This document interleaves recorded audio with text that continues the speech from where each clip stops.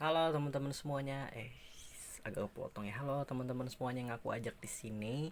Hari ini kita akan belajar tentang teori bilangan gitu. Ini ada hal yang paling basic banget dari matematika. Oke, aku paham banget sih sebenarnya. Mungkin kita punya alasan tersendiri kenapa kita tuh agak denial atau agak kurang masuk tentang matematika. Mungkin ada trauma tersendiri, adalah alasannya tersendiri gitu. Tapi aku mau kalau di sini kalian teman-teman semuanya itu punya pandangan baru aja terkait dengan matematika. Itu okay teman-teman. Oke, kita belajar bareng di sini. Nah, pertama kita akan belajar tentang teori bilangan. Di sini disebut bilangan. Apa sih teman-teman sebetulnya bilangan? Ya, kalau aku bilang nih ya, kalau bilangan itu tuh mirip-mirip sama kayak kata. Nah, kalau kata itu kan dibentuk sama yang namanya apa? Abjad kan. Abjad dari eh, A sampai juga Z gitu. Nah, kalau bilangan disusunnya sama angka kayak satu 2 3. Coba kita contoh deh, misalkan 13. 13 itu kan dari satu sama 3 gitu loh. Atau 31 dari 3 dan juga satu. Nah, ini teman-teman, bilangan itu adalah ya kumpulan angka gitu, bisa dibilang kayak gitu. Atau angka ini juga bisa sama juga disebut bilangan gitu loh. Karena apa? Karena dia sudah merepresentasikan quantity itu teman-teman. Nah, eh sama halnya teman-teman seperti dengan kata gitu. Bilangan juga punya yang namanya klasifikasi tertentu atau macam-macamnya gitu loh. Udah ke spoiler deng udah ke spoiler, sorry. Nah, ini udah aku tulis ya dari macam-macam bilangannya juga supaya nggak terlalu makan durasi aja sih sebenarnya. Nah, di sini ada yang pertama namanya bilangan asli ya teman-teman. Bilangan asli itu apa? Sebenarnya bilangan asli itu yang kuantitas yang sering kita gunakan gitu loh. Kayak satu, dua, tiga, dan seterusnya gitu. Kayak misalkan kita mau beli sesuatu deh, Bu, saya mau beli telurnya deh satu. Kan nggak mungkin tuh, Bu, saya mau beli telurnya setengah.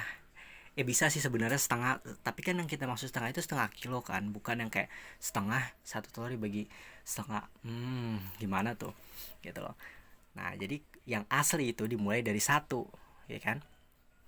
Terus ada juga yang namanya bilangan cacah. Oke, kalau misalkan nih aku umpamainnya kita punya daging nih, kita mau cacah gitu. Kita mulai dari nol kan, dari daging yang masih utuh itu baru kita cacah, cek cek cek cek. Nah gitu, jadi bilangan caca itu dimulai dari nol ya teman-teman, satu, dua, dan seterusnya gitu.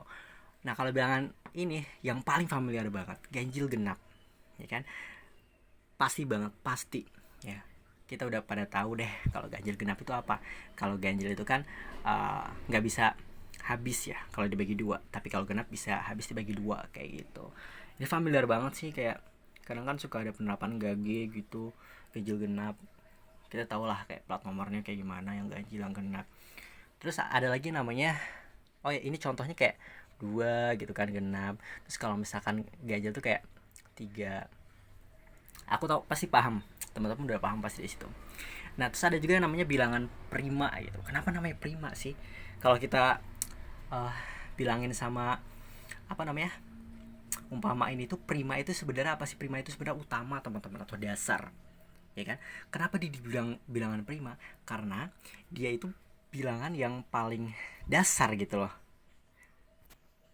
Sini nih aku jelasin lagi ya biar nggak terlalu terbelit-belit. Dasar di sini tuh maksudnya kayak bilangan yang emang sejenis kata dasar ya.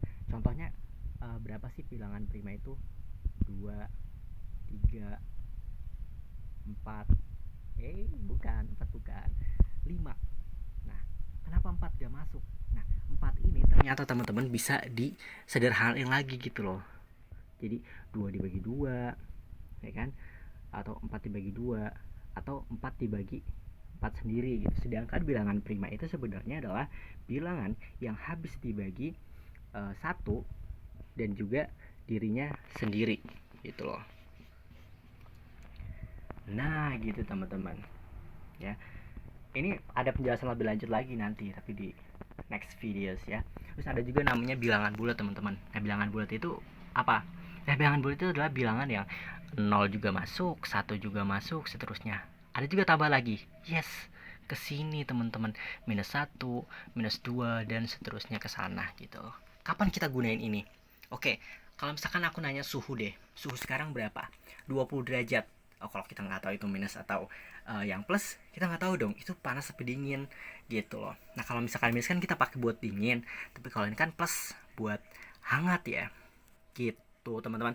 Nah, terus ada lagi namanya bilangan rasional dan irasional, atau di sini tuh kita kan pakainya apa namanya, rasio ya. Rasio itu adalah perbandingan ya, dirasiokan gitu. Aku udah tulis di situ.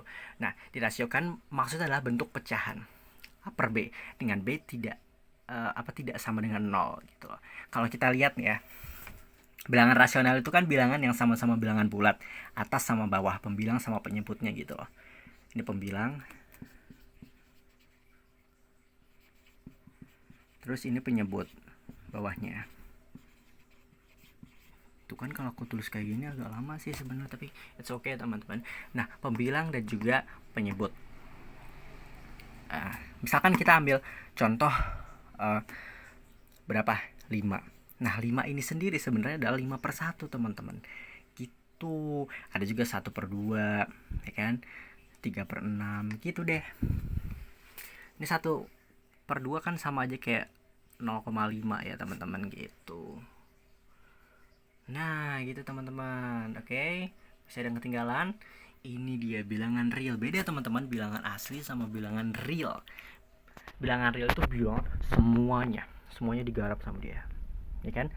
Dari mulai 0, 1, minus gitu loh. Minus, ada juga bilangan rasionalnya masuk, pecahannya masuk, akarnya juga masuk ya teman-teman. Akarnya juga masuk. Gitu. Jadi semuanya digarap sama dia di garis bilangan itu ya. Oke. Teman-teman. Ntar aku tulis. Ini setengah ya, di sini setengah. Terus juga ada akar 2 gitu. Semuanya masuk. Nah, kenapa kemudian kita perlu paham sama yang namanya macam-macam bilangan ini? Oke, kalau misalkan di soal nih, kebanyakan di soal ada namanya konsep ya. Konsep dan juga menyatakan rentang gitu. Maksud aku di sini ya, teman-teman. Kalau misalkan di soal itu dia punya terms, dia punya istilah tersendiri. Kayak misalkan A adalah bilangan cacah. A sama dengan bilangan cacah kurang dari atau sama dengan 2.